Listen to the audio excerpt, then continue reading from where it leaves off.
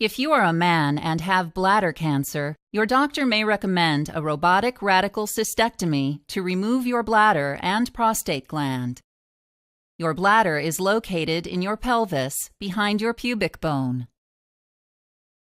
Your kidneys make urine, which travels down the ureters to your bladder, where it is stored until you are ready to urinate. Your prostate gland is located just beneath your bladder. Passing through your prostate is the urethra, the tube through which urine exits your body. Each of your vas deferens combines with a seminal vesicle to form an ejaculatory duct, which attaches to your prostate gland.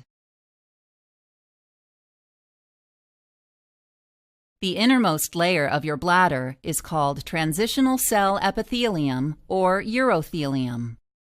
Transitional cell or urothelial carcinoma, the most common type of bladder cancer, begins in this layer when an abnormal cell grows out of control.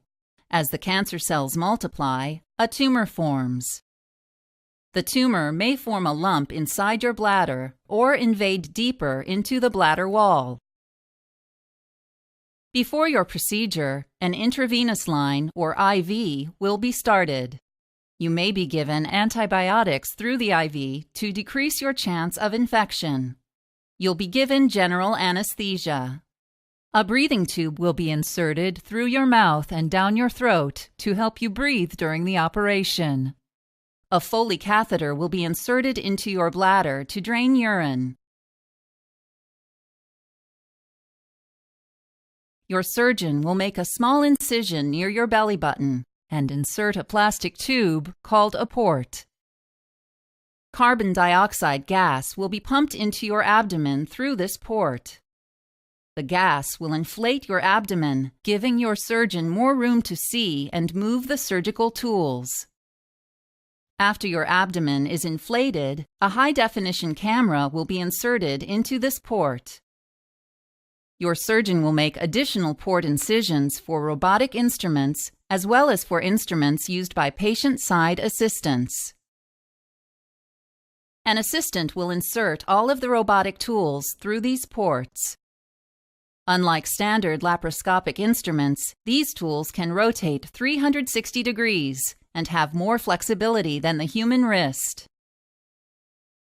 Seated at a special console, your surgeon will operate the robotic arms and the camera with joystick-like controls and foot pedals. A computer will translate the exact movements of your surgeon's fingers into precise movements of the surgical tools. At the same time, a high-definition vision system will provide a magnified three-dimensional stereoscopic view of the surgical area. With the robotic arms in position, your surgeon will cut both ureters near their connection to your bladder.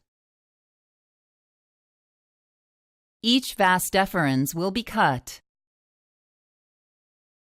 Then your surgeon will cut your urethra just beneath your prostate. These cuts free your bladder and prostate so they can be removed. Lymph nodes near your bladder and prostate will also be removed to determine if your cancer has spread. Since your bladder has been removed, your surgeon will need to reconstruct a new pathway for you to pass urine from your body. Your surgeon will create this new path using a section of your small intestine in one of three ways. If you receive an Ileumconduit, one end of the intestinal section will be attached to the surface of your abdomen, called a stoma. Your surgeon will seal the other end and attach your ureters to it. Your urine will drain into a bag attached to the stoma. If you receive a continent reservoir, your surgeon will make an expanded pouch from a section of your intestine. Your urine will drain through a catheter in the stoma.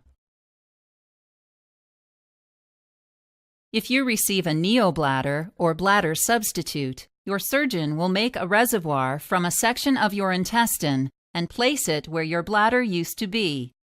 Your surgeon will connect the top of this new bladder to your ureters and the bottom to your urethra.